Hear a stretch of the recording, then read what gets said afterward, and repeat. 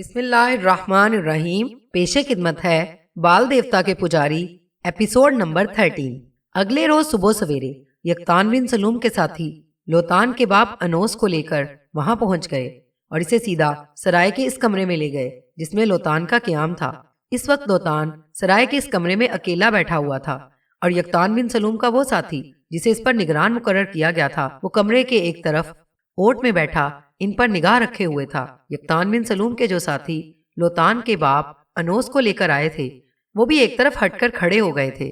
انوس اس کمرے میں داخل ہوا اور بھاگ کر اپنے بیٹے لوتان سے لپٹ گیا، پھر اس کے قریب ہی ہو بیٹھا اور بڑی ہمدردی اور کسی قدر بکھرتی ہوئی آواز میں اسے مخاطب کر کے کہنے لگا، بیٹے یہ تیرے ساتھ کیا ہو گیا؟ اس پر بڑی فکر مندی میں لوتان کہنے لگا، بابا جو لوگ آپ کو لینے گئے تھے اور جو تیمارداری کر رہے ہیں، اگر وہ ایسا نہ کرتے تو اب تک میں گزر گیا ہوتا، کہیں دفن ہو چکا ہوتا۔ ان لوگوں نے ہماری بڑی مدد کی ہے، نہ صرف حملہ آوروں سے ہمیں بچایا بلکہ اس بستی کے ایک عمدہ طبیب سے میرا علاج کروایا۔ میرے زخم ٹھیک ہو چکے ہیں اور میں چلنے پھرنے کے قابل ہوں۔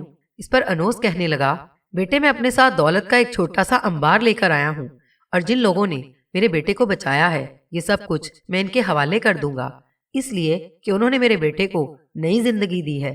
اس کے ساتھ ہی انوس نے اپنے کاندھے پر جو خرجین لٹکا رکھی تھی اس کا منہ کھولا اور لوتان کو دکھایا، جسے دیکھ کر لوتان خوش ہو گیا اور پھر انوس نے وہ خرجین ایک طرف رکھ دی۔ اس کے ساتھ ہی لوتان کو مخاطب کرتے ہوئے انوس کہنے لگا، بیٹے تمہارے بچانے والے جن میں سے کچھ مجھے لینے گئے تھے ان سے راستے میں تفصیل کے ساتھ میری گفتگو ہوئی ہے، میں نے انہیں خوب نوازا بھی ہے۔ وہ بتا رہے تھے کہ ان کا ایک سرکردہ اور سرخیل بھی ہے جس کے اشارے پر وہ یہ سارے کام کر رہے ہیں، کیا اس سے تمہاری ملاقات ہوئی ہے؟ اس پر لوتان کہنے لگا، بابا ابھی تک میری اس سے ملاقات تو نہیں ہوئی، لیکن اس کے یہ سارے آدمی اور کارندے بہترین انداز میں میری دیکھ بھال کر رہے ہیں۔ اس پر انوس پھر بولا اور کہنے لگا، جو لوگ مجھے لینے نابلس گئے تھے وہ یہاں تک میرے ساتھ آئے ہیں اور میں نے سرائے میں داخل ہوتے وقت ان سے کہا ہے وہ اپنے سرخیل کو بھی اس کمرے میں بھیجے جس کمرے میں میرے بیٹے لوتان نے قیام کر رکھا ہے۔ میں اس شخص کا شکریہ ادا کروں گا جس نے میرے بیٹے کی جان بچائی اور پھر اتنا بڑا احسان کیا، اپنے آدمی مجھے لانے کے لیے بھیج دیے، ساتھ ہی بہترین انداز میں میرے بیٹے کا اس بستی میں رہ کر علاج کروایا اور اس سرائے میں ٹھہرایا۔ انوس یہیں تک کہنے پایا تھا کہ دونوں باپ بیٹا ایک دم سے خوفزدہ، پریشان اور فکر مند ہوتے ہوئے چونکنے کے انداز میں اپنی جگہ پر اٹھ کھڑے ہوئے تھے، اس لیے کہ اسی وقت سرائے کے اس کمرے میں یکتان بن سلوم داخل ہوا تھا۔ یکتان بن سلوم کو اپنے کمرے میں دیکھ کر لوتان کا رنگ فک ہو گیا تھا، انوس کا رنگ بھی پیلا ہو چکا تھا، یہاں تک کہ لوتان نے زور سے یکتان بن سلوم کے ساتھی کو آواز دی جو اس کی دیکھ بھال پر مقرر تھے۔ اس کے پکارنے پر یکتان بن سلوم کا ساتھی بھاگتا ہوا اس کمرے میں داخل ہوا اور لوتان کو مخاطب کر کے کہنے لگا، کیا تم نے مجھے پکارا ہے؟ اس پر لوتان خوفزدہ سے انداز میں کہنے لگا، ہاں میں نے تجھے پکارا ہے۔ یہ شخص جو اس وقت ہمارے کمرے میں داخل ہوا ہے یہ کیسے یہاں آ گیا؟ اور پھر تم سب کا جو سرخیل ہے اسے بلانے کے لیے کہا تھا وہ بھی تک نہیں آیا۔ اس پر اس نوجوان کے چہرے پر ہلکا سا طنزیہ تبسم نمودار ہوا، پھر لوتان کی طرف اس نے گہری نگاہ ڈالی، ساتھ ہی وہ یکتان بن سلوم کی طرف دیکھتے ہوئے کہنے لگا، یہی تو ہمارے سرخیل اور سردار ہیں، یہی ہمارے امیر ہیں، ان کا نام یکتان بن سلوم ہے۔ یکتان بن سلوم مزید آگے بڑھ کر ان کے قریب ہوا، پھر غور سے ان کی طرف دیکھتے ہوئے کہنے لگا، تم دونوں بیٹھ جاؤ، اس سرائے میں تم کو کوئی نقصان نہیں پہنچاؤں گا۔ میرے ساتھی نے جو کچھ کہا ہے درست یہی ہے۔ دیکھو میں نابلس شہر میں ایک نیک مقصد کے تحت تم دونوں باپ بیٹے کی طرف گیا تھا، میں تمہیں ایمن، اس کی ماں اور بھائی سے متعلق خبر دینا چاہتا تھا، لیکن تم دونوں باپ بیٹا انعام و کرام کے لالچ میں پڑ گئے، بجائے اس کے کہ تم مجھے خوش آمدید کہتے، ایمن، اس کی ماں، بھائی کا احوال پوچھتے، تم لوگوں نے خفیہ طور پر میری ماں اور بھائیوں کی آمد کی اطلاع بال دیوتا کے پجاریوں کو کر دی اور انہوں نے حملہ آور ہو کر میری ماں اور میرے دونوں بھائیوں کو موت کے گھاٹ اتار دیا۔ دیکھو یہ ایسا نقصان ہے جسے میں زندگی بھر فراموش نہیں کر سکتا، اور میرا یہ نقصان تم دونوں باپ بیٹے کی وجہ سے ہوا ہے۔ میرے اس نقصان میں بال دیوتا کے پجاری بھی شامل ہیں، اپنے دل پر یہ بھی لکھ رکھنا، وہ کہیں بھی چلے جائیں میں ان کے سر ضرور قلم کر دوں گا۔ پھر وہ نوجوان جو لوتان کے پکارنے پر کمرے میں داخل ہوا تھا اسے مخاطب کر کے یکتان بن سلوم کہنے لگا، اپنے ساتھیوں سے کہو تیاری کریں، ہم تھوڑی دیر تک یہاں سے کوچ کریں گے اور اپنے قبیلے کی طرف جائیں گے۔ اس پر وہ نوجوان خوشی کا اظہار کرتے ہوئے کمرے سے نکل گیا تھا۔ اس کے جانے کے بعد لوتان کی طرف دیکھتے ہوئے یکتان بن سلوم کہنے لگا، تم دونوں باپ بیٹے نے میری ماں اور بھائیوں کا خاتمہ کروانے کے بعد کیا یہ سمجھ لیا تھا کہ تم دونوں بالکل محفوظ ہو؟ نابلس شہر میں تم پر کوئی حملہ آور نہیں ہو سکتا۔ میرے آدمی تم پر نگاہ رکھے ہوئے تھے، اور جو ہی مجھے اطلاع دی گئی کہ تم نابلس سے نکل کر ہبرون شہر کی طرف آئے ہو تو ہم نے تم پر گرفت کر لی۔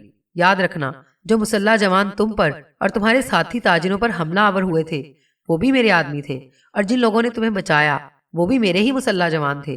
اب ہم یہاں سے کوچ کریں گے اور تم ہمارے ساتھ ہی جاؤ گے۔ سارا معاملہ میں ایمن اور اس کی ماں دیسان کے سامنے پیش کروں گا، پھر دیکھتے ہیں تمہارے متعلق وہ دونوں ماں بیٹی کیا فیصلہ کرتی ہیں۔ یہاں تک کہنے کے بعد یقطان بن سلوم جب خاموش ہوا تب وہ خرجین اس وقت انوس کے قریب پڑی ہوئی تھی۔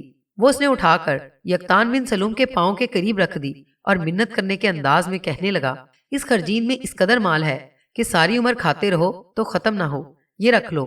ساتھ ہی ہم دونوں باپ بیٹا تم سے معافی مانگتے ہیں، ہمیں معاف کر دو۔ جواب میں یقطان بن سلوم کہنے لگا، معافی مانگنے کی ضرورت نہیں ہے۔ جس طرح تم میری ماں اور میرے دونوں بھائیوں کو قتل کرانے کے بعد معافی مانگ رہے ہو، اسی طرح میں تم دونوں باپ بیٹے کو قتل کرانے کے بعد تمہارے اہل خانہ سے جا کر معافی مانگ لوں گا۔ معاملہ برابر ہو جائے گا۔ جہاں تک نقدی سے بھری خرجین کا تعلق ہے تو اس سے تمہارا تعلق مرنے کے بعد ویسے ہی ختم ہو جائے گا، یہ ہماری ملکیت ہو جائے گی۔ اور پھر تم یہ بھی جانتے ہو کہ یہاں تک کہتے کہتے یقطان بن سلوم خاموش ہو گیا، اس لیے کہ اس کا ساتھی جو تھوڑی دیر پہلے نکل گیا تھا اس نے واپس آ کر یقطان بن سلوم کو اپنی تیاریاں مکمل کرنے کی اطلاع دی۔ ساتھ ہی یقطان بن سلوم نے آواز دے کر اپنے مزید ساتھیوں کو بلایا، اور جب وہ یہاں پہنچے تو یقطان بن سلوم انہیں مخاطب کر کر کہنے لگا، ان دونوں باپ بیٹے کو پکڑو، گھوڑوں پر بٹھاؤ اور یہاں سے کوچ کریں۔ اس کے ساتھ ہی وہ نوجوان آگے بڑھے۔ یقطان بن سلوم اور اس کے ساتھیوں کے سامنے لوتان اور انوس نے کوئی مزاحمت نہ کی، چنانچہ سرائے سے باہر لا کر دونوں باپ بیٹے کو گھوڑے پر بٹھایا گیا۔ اس کے بعد ان دونوں کو لے کر اپنے ساتھیوں کے ساتھ یقطان بن سلوم اس سرائے سے اپنے خانہ بدوش قبیلے کی طرف ہو لیا تھا۔ یقطان بن سلوم ایک روز اپنے ساتھیوں کے ساتھ انوس اور اس کے بیٹے لوتان کو لے کر اپنے خانہ بدوش قبیلے میں داخل ہوا۔ اس کی وہاں آمد سے پہلے ہی قبیلے کے مخبروں نے قبیلے میں اطلاع کر دی تھی کہ جس مہم پر یقطان بن سلوم گیا ہے اس میں وہ کامیاب رہا ہے۔ انوس اور اس کے بیٹے لوتان دونوں کو لے کر وہ اپنے قبیلے میں داخل ہونے والا ہے۔ یہ خبر جب قبیلے میں پھیلی تو کیا مرد، کیا عورتیں، کیا بچے، کیا بوڑھے، سب کی خوشی کی کوئی انتہا نہ تھی۔ اور جس وقت وہ اپنے قبیلے کے قریب گیا تب خیمہ گاہ سے باہر نکل کر قبیلے کے سردار زومنس، اس کے بیٹے جرار، قبیلے کے مسلح جوانوں کے سالار شاؤل اور دیگر بہت سے جنگجو ساتھیوں، سالاروں اور لوگوں کا ایک گروہ تھا جس نے شاندار انداز میں اس کا استقبال کیا۔ یقطان بن سلوم جب گھوڑے سے اترا تب سب سے پہلے قبیلے کا سردار زومنس اپنے بازو پھیلا کر اس کی طرف بڑھا، اسے گلے لگا کر کئی بار اس کی پیشانی چومی۔ پھر اس کے بعد اسی کے انداز میں شاؤل، جرار اور دیگر لوگ بھی اس سے ملے تھے۔ اس موقع پر حسین اور خوبصورت ایمن، اس کی ماں دیسان اور بھائی سلمون بھی ایک طرف کھڑے یہ سارا منظر دیکھ رہے تھے اور بے پناہ خوشی کا اظہار کر رہے تھے۔ جب سب مل چکے تب زومنس، شاؤل اور جرار ایک جگہ کھڑے ہو کر اپنے ساتھیوں کے ساتھ گفتگو کرتے رہے۔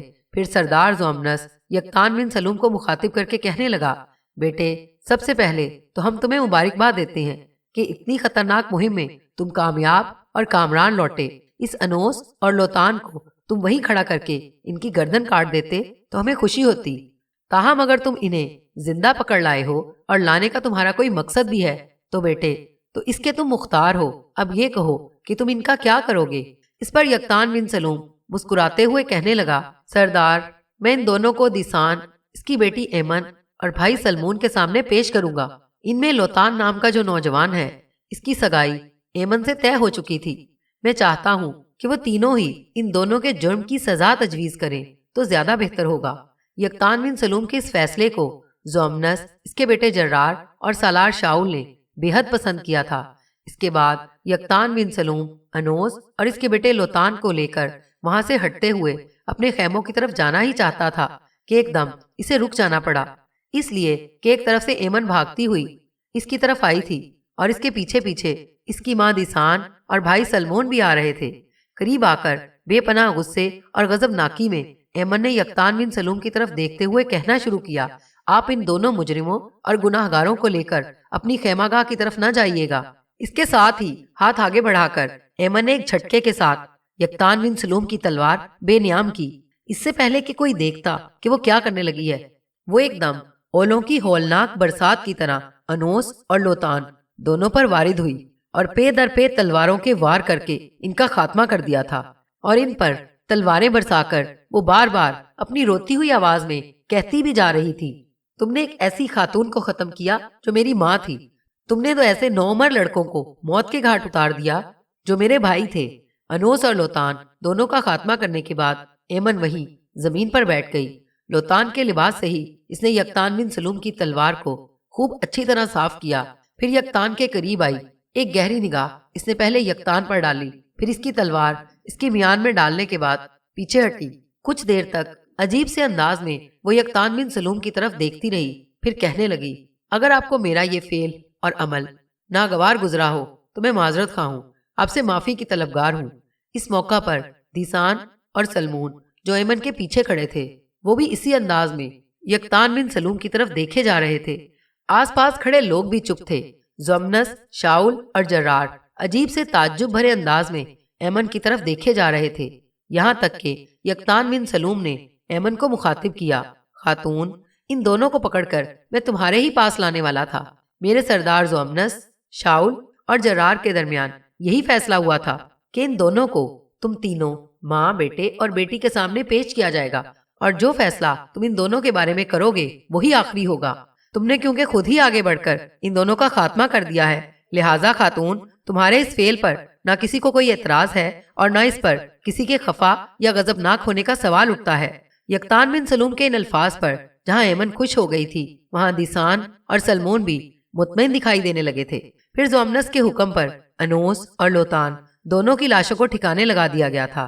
چونکہ یکتان بن سلوم اپنے خیموں کی طرف نہیں گیا تھا، لہٰذا سب لوگ وہیں کھڑے رہے، یہاں تک کہ یکتان بن سلوم کچھ سوچتے ہوئے اپنے سردار زومنس کے قریب آیا اور اسے مخاطب کر کے کہنے لگا، میں اپنی ایک مہم سے فارغ ہو چکا ہوں۔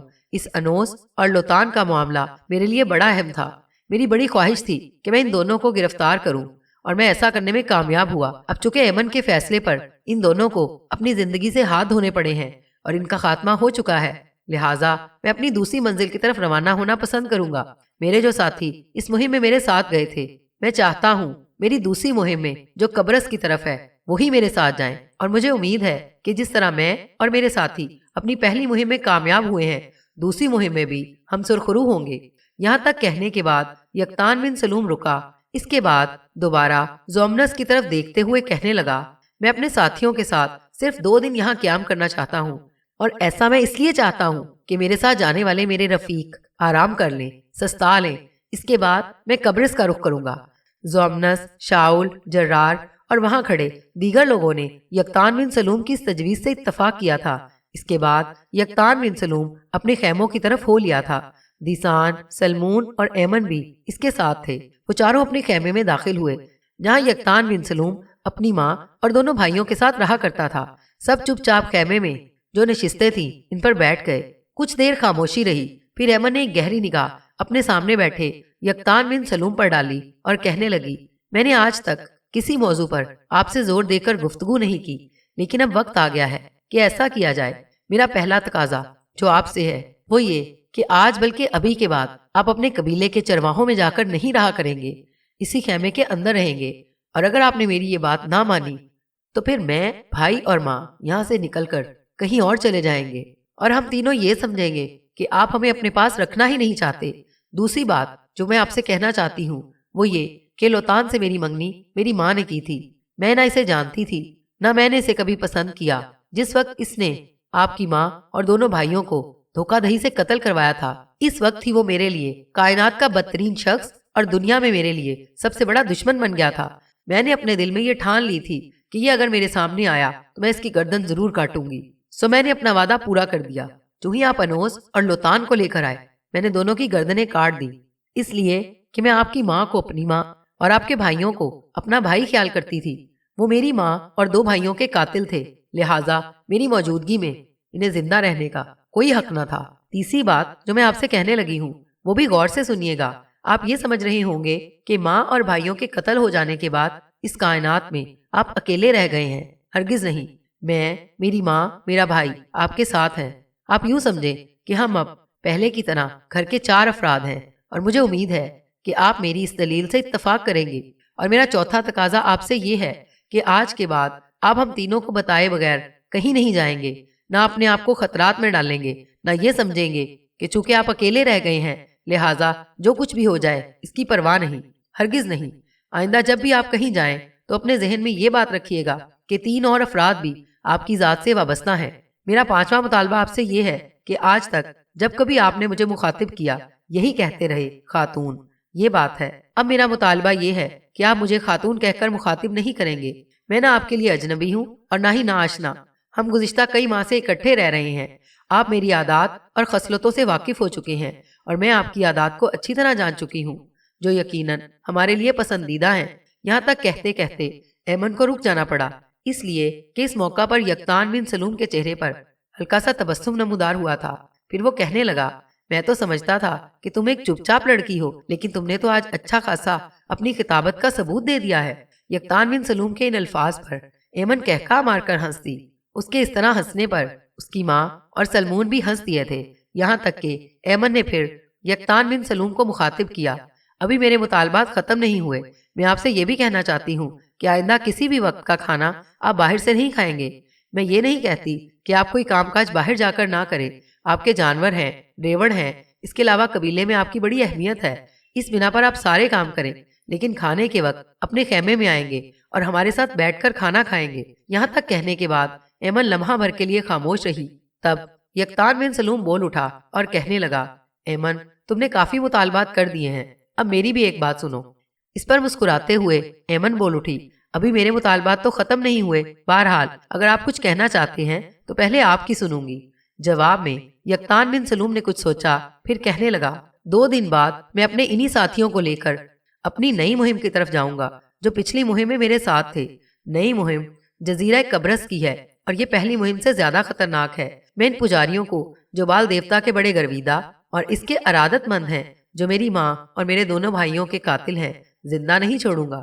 اس کے بعد آنے والے دور میں جہاں کہیں بھی مجھے بال دیوتا کا پجاری ملا، میرے ہاتھوں وہ موت سے بغلگیر ہوتا رہے گا۔ بس آپ تینوں سے ایک بات کہنا چاہتا ہوں، جو بات میں کہنے لگا ہوں، ایسی بات، ایسی گفتگو یقیناً اپنوں سے کی جاتی ہے، اور مجھے امید ہے کہ میری باتیں سن کر آپ تینوں میں سے کوئی بھی ناراض نہ ہوگا، نہ خفا ہوگا اور نہ غصے اور غضبناکی کا اظہار کرے گا۔ اس لیے ایمن کہ خصوصیات کے ساتھ میں دیکھتا ہوں کہ آج تمہاری گفتگو کچھ جارحانہ انداز کی ہے۔ بہرحال 2 دن بعد میں اپنی نئی مہم پر روانہ ہوں گا، اور اس کے لیے میرا تم سے پہلا مطالبہ یہ ہے کہ تم میری کامیابی کی بھی دعا کرو۔ اس پر جھٹ سے ایمن بول اٹھی اور کہنے لگی، آپ کو یہ بات کہنے کی ضرورت ہی نہیں، آپ کی کامیابی، آپ کی فوز مندی، کامرانی کی دعا تو ہم ہر وقت دل کی گہرائیوں سے کرتے ہیں۔ اب آپ آگے چلیں۔ کچھ بولنے سے پہلے یقطان بن سلوم نے پھر ایک گہری نگاہ ایمن پر ڈالی، پھر کہنے لگا، ایمن اب میں جو کچھ کہنے لگا ہوں تم ناراض مت ہونا۔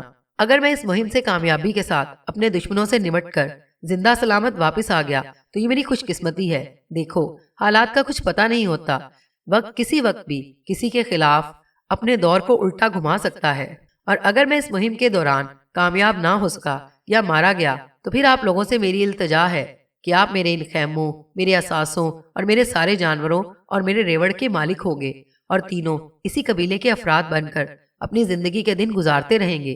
کوچ سے پہلے میں تم تینوں سے متعلق سردار زومنس، شاول اور زومنس کے بیٹے جرار سے بھی بات کرتا جاؤں گا۔ اگر مجھے کوئی حادثہ پیش آیا تو میرے بعد وہ تم لوگوں کا خیال اپنے قبیلے کے افراد سے بھی بڑھ کر رکھیں گے۔ یقطان بن سلوم جب خاموش ہوا تب بے پناہ غصے اور غضبناکی کا اظہار کرتے ہوئے ایمن سخت لہجے میں بول اٹھی تھی، آپ کو یہ الفاظ کہنے کی ضرورت ہی کیا تھی؟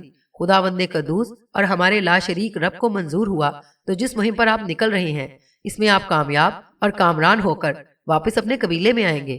میری آپ سے گزارش ہے کہ آئندہ کے لیے ایسی مایوسی کی باتیں نہ کیا کریں، اس لیے کہ آپ کی ایسی باتیں ہمیں بھی اپنی حیات اور اپنی زندگی سے مایوس کر دیتی ہیں۔ یہاں تک کہنے کے بعد ایمن جب خاموش ہوئی تب یقطان بن سلوم اپنی جگہ پر اٹھ کھڑا ہوا اور کہنے لگا، آپ تینوں بیٹھ کر باتیں کریں، میں ذرا ریوڑ کے جانوروں کی طرف جاتا ہوں اور ان کا جائزہ لیتا ہوں۔ اس پر ایمن بھی اپنی جگہ اٹھ کھڑی ہوئی اور کہنے لگی، آپ کی آمد سے تھوڑی دیر پہلے میں اور سلمون دونوں بہن بھائی ریوڑ کے جانوروں کو دیکھ کر آئے ہیں۔ آپ کو اس وقت جانے کی ضرورت نہیں ہے، جب ریوڑ کے واپس آنے کا وقت ہوگا تو پھر آپ جائیے گا۔ میں اور سلمون بھی آپ کے ساتھ جائیں گے. ابھی میں کھانا تیار کرتی ہوں. پہلے آرام سے بیٹھ کر کھانا کھائیں, اس کے بعد آپ کہیں جائیں گے. ایمن کی اس گفتگو کے جواب میں یقطان بن سلوم کچھ کہنا ہی چاہتا تھا کہ دیسان بول اٹھی اور یقطان بن سلوم کو مخاطب کر کے کہنے لگی, بیٹے ایمن کا کہنا درست ہے, بیٹھے رہو, کھانا کھائے بغیر تم کہیں نہیں جاؤ گے. اس پر یقطان بن سلوم چپ چاپ اپنی جگہ پر بیٹھ گیا. اس کی اس حرکت پر ایمن کے خوبصورت چہرے پر ہلکا سا ذوق شکن تبسم نمودار ہوا تھا. پھر وہ اپنی ماں دیسان کو مخاطب کر کے کہنے لگی, اماں آپ تینوں بیٹھیں, میں دوسرے خیمے میں جا کر کھانا تیار کرتی ہوں, پھر یہیں بیٹھ کر سب اکٹھے کھانا کھاتے ہیں. دیسان اور سلوم نے مسکراتے ہوئے اس سے اتفاق کیا تھا, لہٰذا ایمن ایک گہری نگاہ یقطان بن سلوم پر ڈالتی ہوئی خیمے سے نکل گئی تھی.